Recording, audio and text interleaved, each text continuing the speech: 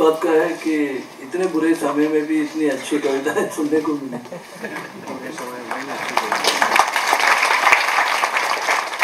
इस बुरे वक्त में, बुरे समय में बहुत सी चीज़ें बुरी हुई हैं, खराब हुई हैं। और मेरा संघर्ष हमेशा ये रहा कि मैं मेरी कविताओं को खराब होने से कैसे बचाऊं, लेकिन बचा नहीं पाया। मैं जिस तरह का रोमान मेरी पहली कविताओं में था वो लगभग समाप्त हो चुका है। वो रोमान नहीं है, अब वो बार बार आना रहता है। उसमें बुरी राजनीति आ जाती है, जबकि मैं चाहता हूँ कि मेरी कविता में अच्छी राजनीति आए, लेकिन हो नहीं पा रहा है। कई वर्षों से नहीं हो पा रहा है। ऐसी टूटी फूटी कविताएं हैं मेरे पास, उनमें से मैं आपको सुनाता हूँ। हाथ, ये कविता 50,000 होम गार्ड्स को नौकरी से निकालने के बाद लिखी गई। हमारी भाषा का सबसे निर्मम वाक्य है, कल से तुम काम पर मत आना।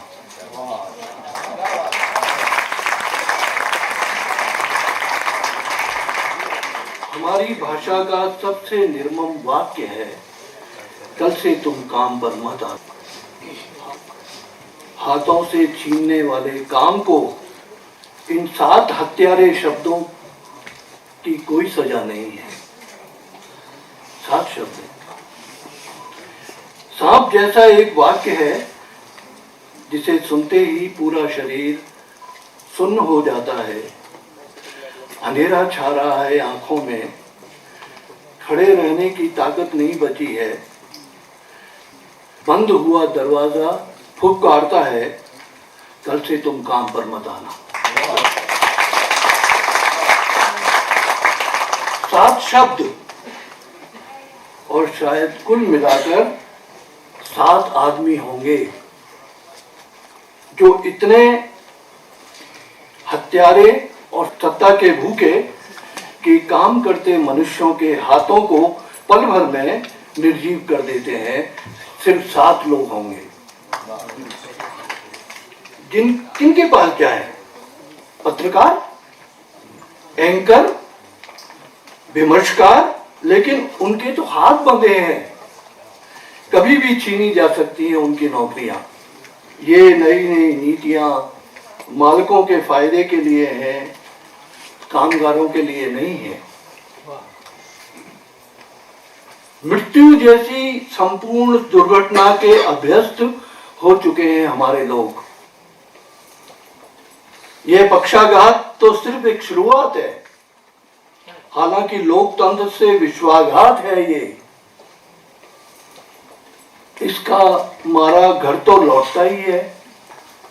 जानता है कि कल कहीं नहीं जाना है, फकत मुझे जिंदा रहना है। कल मुझे कहीं नहीं जाना है। कल से तुम मुझे प्यार मत करना, मैं बेकार हूं। कल से तुम मुझे प्यार मत करना। पहले लौटता था और तुम मेरा इंतजार करती थी, लेकिन अब कहीं नहीं जाना है। उन्होंने हमारे प्यार और हमारे प्यार के इंतजार की हत्या की है।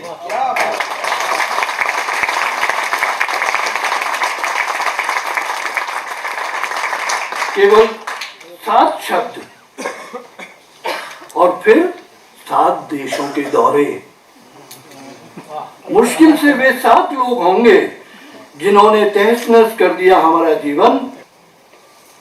वे इन हाथों से बनाई हमारी सीढ़ियों पर चढ़ते गए और जब सबसे ऊपर चढ़ गए तो फेंक दी वह सीढ़ी हमारे सिर पर।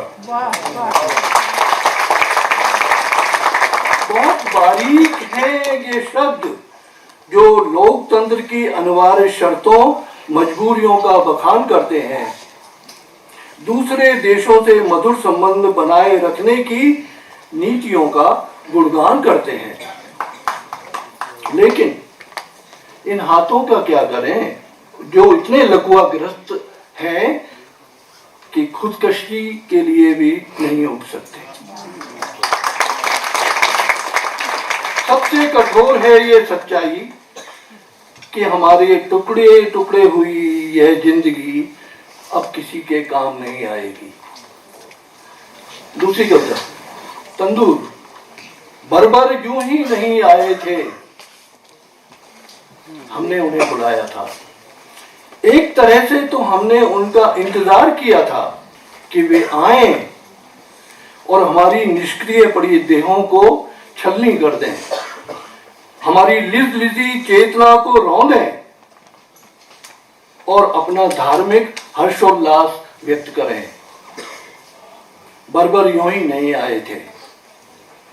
क्या कभी किसी ने सोचा था कि हमारी दुनिया को एक तंदूर में बदल देंगे? रोज बरोज कुछ ऐसा हिंसक करेंगे कि हम गांधी को याद करेंगे।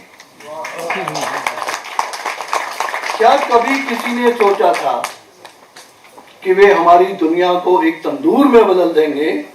रोज बरोज कुछ ऐसा हिंसक करेंगे कि हम गांधी को याद करेंगे।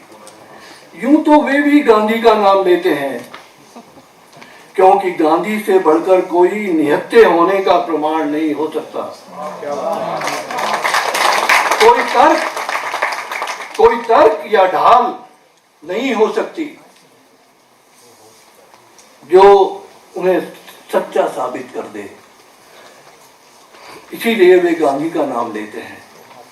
वे प्रहार से पहले ही प्रतिप्रहार की रणनीति बना लेते हैं, जबकि हिंसा और गांधी को एक साथ व्यवहार में जीना असंभव है। जबकि हिंसा और गांधी को एक साथ व्यवहार में जीना असंभव है, लेकिन हिंसा के बाद गांधी को पूजना तो संभव है।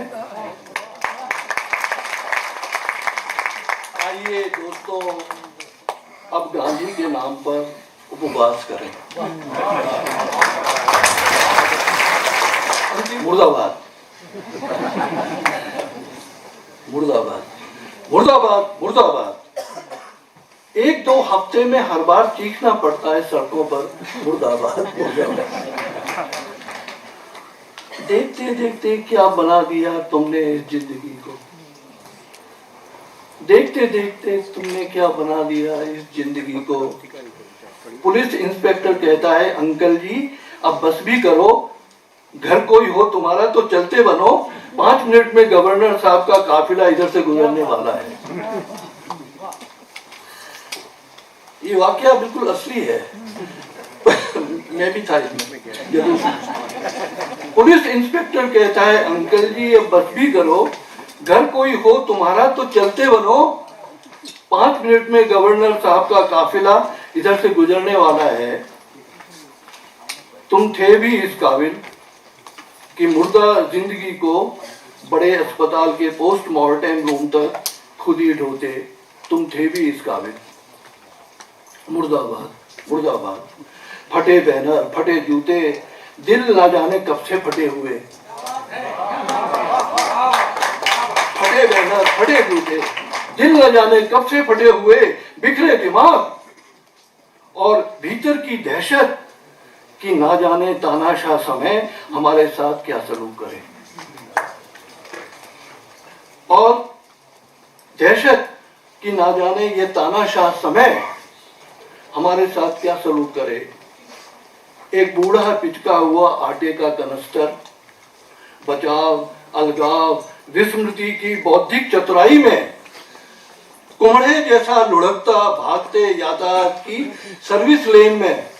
मुर्दाबाद, मुर्दाबाद। कहीं कहीं मुक्तिबोध का प्रभाव है। जुलूस में किसी ने कहा, दुश्मन बहुत कुटिल है, हमारी कमजोरी जानता है, कभी वर्ग की, कभी जाति की, कभी आपसी अहमों की और कभी हमारी हीन ग्रंथियों की, वह सब कुछ जानता है। इसीलिए अब सिर्फ मुर्दाबाद कहने से ही काम नहीं चलेगा। तुम्हारी जिंदगी है तो तुम में आशा है, मौत से बड़ा डर तो अब कोई नहीं है। सबको घरों में नजर बंद करेंगे तो आकाश तो तुम्हारा हो गया। सबों को घरों में नजर अगर बंद करेंगे तो आकाश तो तुम्हारा होगा, देखने को, चीखने को मुर्दाबाद मुर्दाबाद। यह सहन शक्ति, यह दिशा भ्रम, यह सहन शक्ति, यह दिशा भ्रम, यह आत्मरक्षा, यह सुविधावाद, यह टेक्नोलॉजी की मिथ्या चेतना और गैर बराबरी, यह फरेबी इंतजार मेरे घर लौटने का मुर्दाबाद मुर्दाबाद।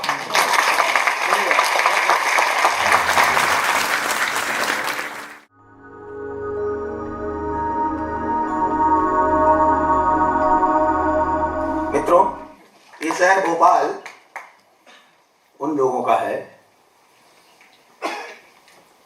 जहां बताज भोपाली से लेकर फजल ताबिश तक और इजलाल मजीद तक, और इस बात को कहने में कोई गुरेज नहीं कि अशोक वाजपेयी से लेकर राजेश जोशी तक और राजेश जोशी से संतोष चौधरी तक एक बड़ी परंपरा इस शहर में है। और इसका एक खास रूप है जो फजल के एक शेर में मिलता है और जो विश्व रंग में भी है। वो शेर कुछ यूं है कि सिवाय प्यार के कोई हुनर नहीं सीखा, सिवाय प्यार के कोई हुनर नहीं सीखा, बहुत ना सीखना हमको कमाल रास आया। फिर भी कुछ कविताएं महेंद्र गगन और मुकेश जी ने कहा कि एक कविता तो जरूर ही सुनाऊं, तो मैं वहीं से शुरू करता हूं। दुनिया में कम से कम 2-4 दोस्त तो ऐसे हों जो रास आए अपनी कमजोरियों में। दुनिया में कम से कम 2-4 दोस्त तो ऐसे हों जो रास आए अपनी कमजोरियों में, हंसे इतना खुलकर कि उनमें मक्कारी ना हो, हंसे इतना खुलकर कि उनमें मक्कारी ना हो, बात करें तो बस ठीक सामने, आंखें घूमे ना किसी और तरफ शिकारी सी, बात करें तो बस ठीक सामने, आंखें घूमे ना किसी और तरफ शिकारी सी, करो ये सब भी तो कोई उजर नहीं, इंतजार ना करो किसी की पीठ घूमने का, करो ये सब भी तो कोई उजर नहीं, इंतजार ना करो किसी की पीठ घूमने का, घूमने पर जो करोगे वार, घूमने पर जो करोगे वार, तो बस रह जाएगा इतना सा मलाल कि होते हुए विदा बेचारा न देख सका, तुम्हारी आंखें, तुम्हारी हंसी, तुम्हारी आंखें।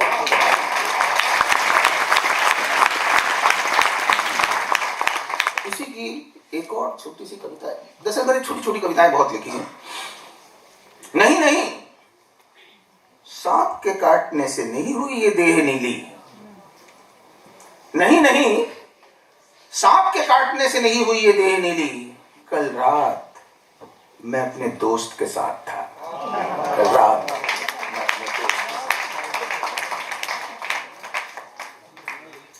दो एक कविताएं और।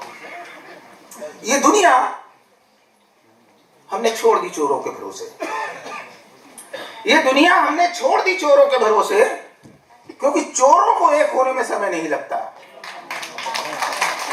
क्योंकि चोरों को एक होने में समय नहीं लगता, और ईमानदार कभी एक नहीं होते, कभी एक कविता और।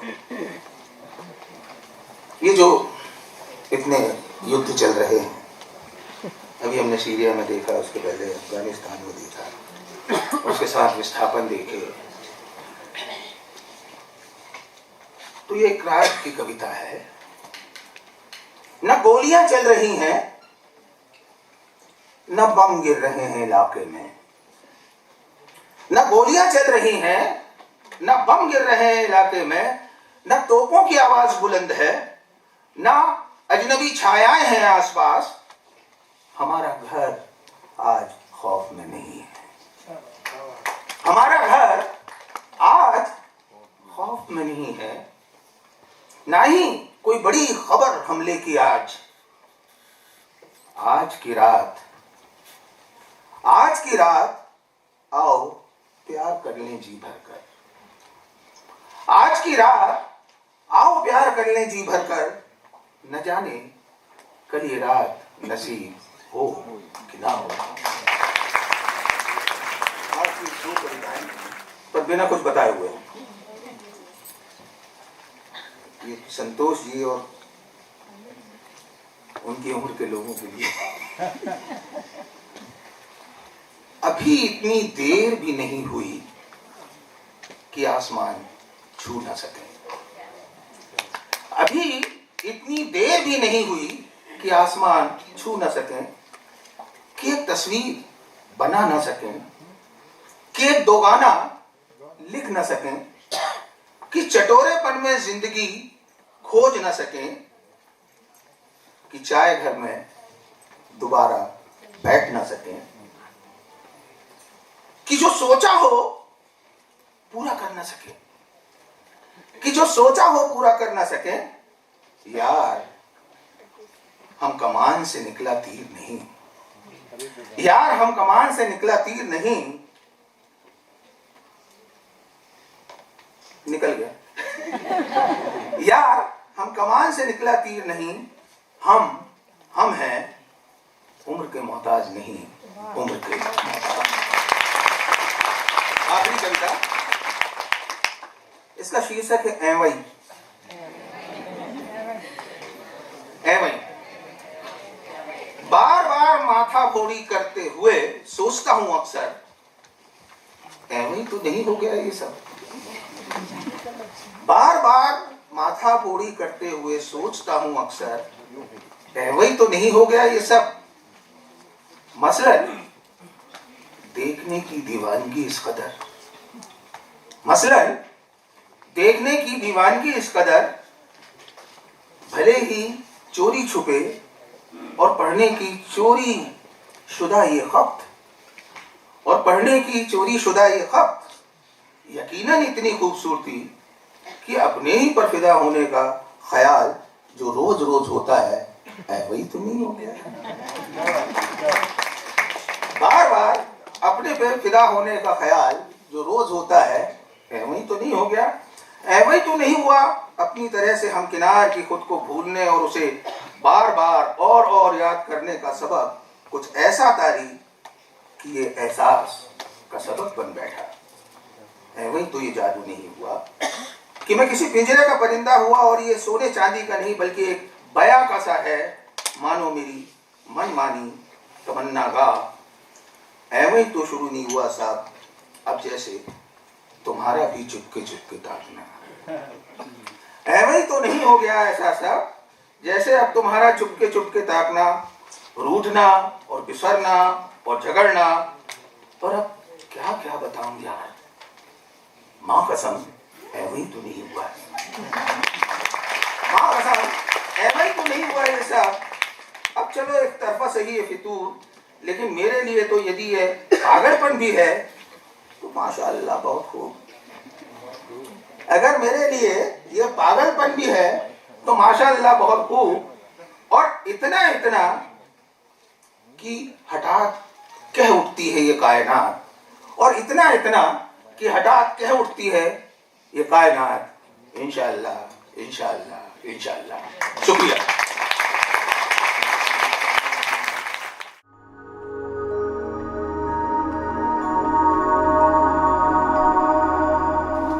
आदरणीय ऋतुराज जी और साथ में मंच पर उपस्थित मेरे मित्रों, सुबह सुबह मुझे आज एक बहुत पुरानी कविता याद आई, जो याद ही रहती थी, इसको बीच में भूल गया था, उसी से शुरू करूंगा। दक्षिण से देखो हम मध्य में दिखेंगे, मध्य से देखो हम वाम में दिखेंगे, दक्षिण से देखो हम मध्य में दिखेंगे, मध्य से देखो हम वाम में दिखेंगे, वाम से देखो हम होंगे अदृश्य। जब हम होने लगे अदृश्य तो मित्रों अपने चश्मे बदलिएगा। ये कविता बहुत एक समय में काफी हिट हुई और इसका शीर्षक है आना जब मेरे अच्छे दिन हो और ये अच्छे दिन डेफिनेटली प्रधानमंत्री के अच्छे दिन के बहुत पहले लिख दिए गए, तो उससे इसको जोड़ा न जाए। ये कविताओं की एक श्रृंखला है और इसे आप देखेंगे। आना जब मेरे अच्छे दिन हो, इसका नाम है। आना जब मेरे अच्छे दिन हो, जब दिल में निष्कपट ज्योति की तरह जलती हो तुम्हारी क्षीण याद, और नीली लौ की तरह कभी कभी चुभती हो इच्छा। जब दिल में निष्कपट ज्योति की तरह जलती हो तुम्हारी क्षीण याद, और नीली लौ की तरह कभी कभी चुभती हो इच्छा। जब मन के अछूते कोने में सहेजे तुम्हारे चित्र पर चढ़ी न हो धूल की परत। आना जैसे बारिश में अचानक आ जाए कोई अच्छी सी पुस्तक हाथ, या कि गर्मी में छत पर सोते हुए दिखे कोई अच्छा सा सपना। 2, जब दिमाग साफ हो खुले आसमान की तरह और हवा की तरह स्पष्ट हो दिशाएं, समुद्र के नीले विस्तार सा विशाल हो मन, और पर्वत सा अडिग हो मुझ पर विश्वास। आना तब वेगवान नदी की तरह मुझे बहाने, आना जैसे बादल आते हैं रूठी धरती को मनाने। आना जब शहर में अमन चैन हो और दहशत से अधमरी न हो रही हो सड़कें, जब दूरदर्शन न उगलता हो किसी मदान्ध विश्वनीता द्वारा छेड़े युद्ध की दास्तान। आना जैसे ठंडी हवा का झोंका आया अभी अभी, आना जब युद्ध की समाप्ति की हुई हो घोषणा अभी अभी।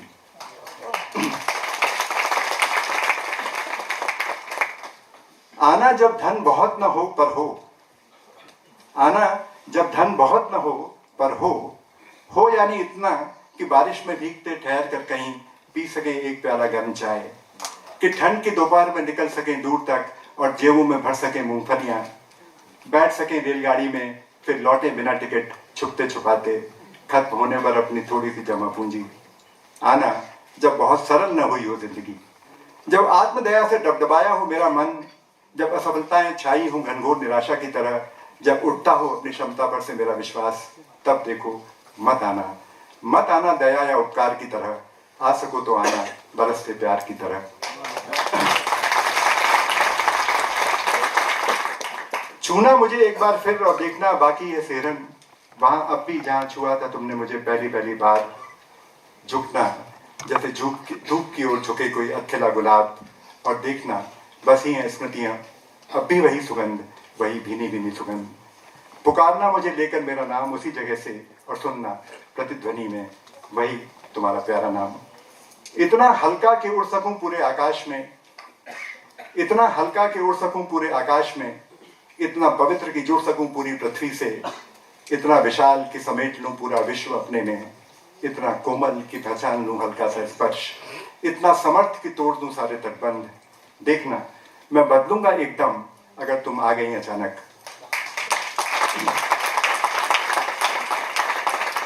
अंतिम है, देखो तुम अब आ भी जाओ, हो सकता है तुम्हारे साथ ही आ जाए मेरे अच्छे दिन। इधर मैंने शब्द युग्मों पर कुछ कविताएं लिखी हैं, उनमें से एक कविता आपको सुनाऊंगा। शब्द युग्म वो हैं जो हमारे जीवन को संतुलित रखते हैं। इसका नाम है छोड़ो यार, इसका बहुत हम प्रयोग करते हैं।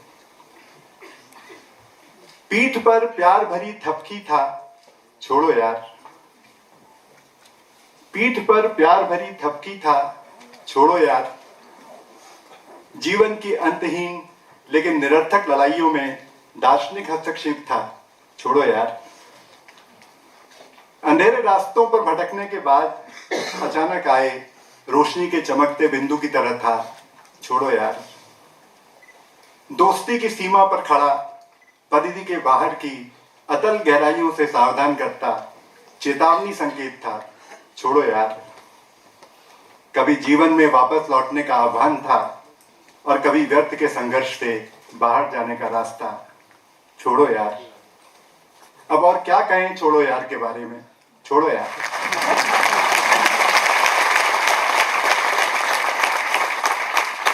ये पत्नी के बारे में कविता है। धागा सुई में डाला जैसे हर बार डालती होगी फुर्ती से आर पार। धागा सुई में डाला जैसे हर बार डालती होगी फुर्ती से आर पार। पर इस बार अनुभव था बिल्कुल अलग। सुई अलग थी, धागा अलग। हाथ धीरे से कांपा दिल। अभी कितना कुछ तो रह गया है अपने आसपास पढ़ा अनपढ़ा। कितना कुछ तो बचा है दुनिया में देखा अनदेखा। अभी तो ठीक से किया भी नहीं प्यार। कहाँ बन पाया है ठीक ठीक अपना सारा संसार। पर सच ये था कि सुई चुभी थी अभी अभी अंगूठे के पोर में, और उस पर टिका था रक्त का एक बिंदु, अद्भुत संतुलन के साथ, उसी तरह जैसे आंखों के कोर में टिका था आंसू। गिरा कि अब गिरा।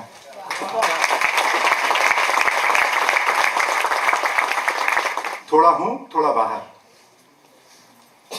इधर घर बनाया है शहर से कुछ दूर। इस तरह थोड़ा शहर में हूं थोड़ा बाहर।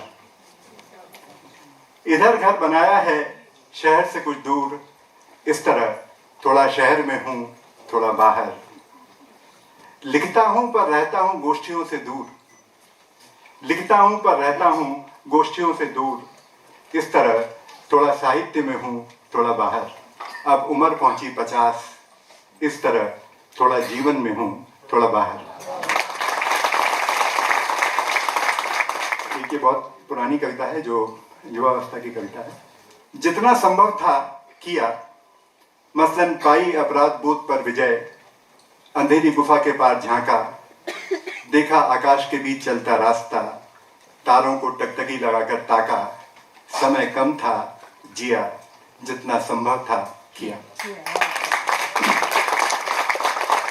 प्यार में डूबा नहीं डूबने से बचा।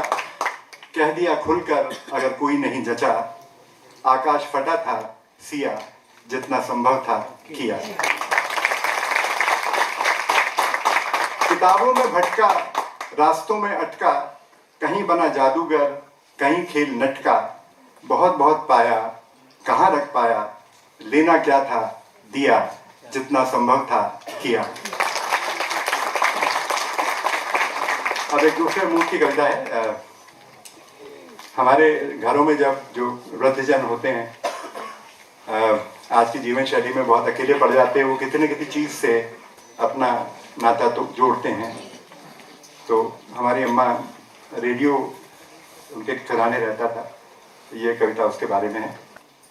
सिराने रहता था वो उनके किसी दोस्त की तरह, कि जब भी चाहें कर सकें उससे बात।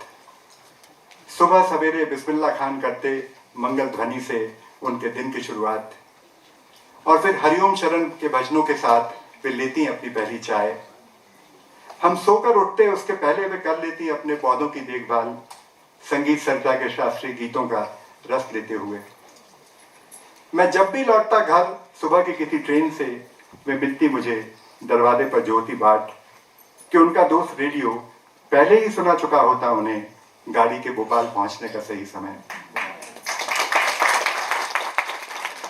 लंबी दोपहरी में जब हम रहते काम पर, वे चौपाल पर सुनती लोकगीत, और अक्सर शाम को लौटने पर सुनाती कोई नीति कथा जिसने गहरे छुआ होता उनका मन। हालांकि पहचानती थी वे समाचार वाचक की आवाज, पर खबरों से चिढ़ थी उन्हें कि इस मरी दुनिया में मची थी अजीब मारकाट।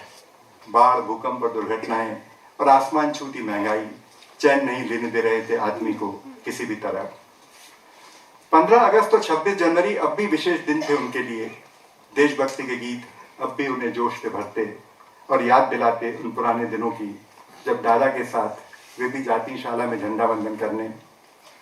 सुबह सुबह नहाने और साफ सुथरी साड़ी पहनने के बाद वे बैठती रेडियो के सामने और ध्यान से सुनती प्रधानमंत्री और राष्ट्रपति के भाषण, कि सबने मिलकर लड़ी थी आज़ादी की लड़ाई, और आज़ादी है तो सब कुछ है। तब जब सही समय नहीं था हमारे पास उनसे बात करने के लिए, रेडियो से बांटा उन्होंने अपना अकेलापन। उनके जाने के बाद आज भी रखा है वो उनके सिरहाने, और यकीन मानिए आज भी आती है उसमें से कभी कभी अम्मा की आवाज़।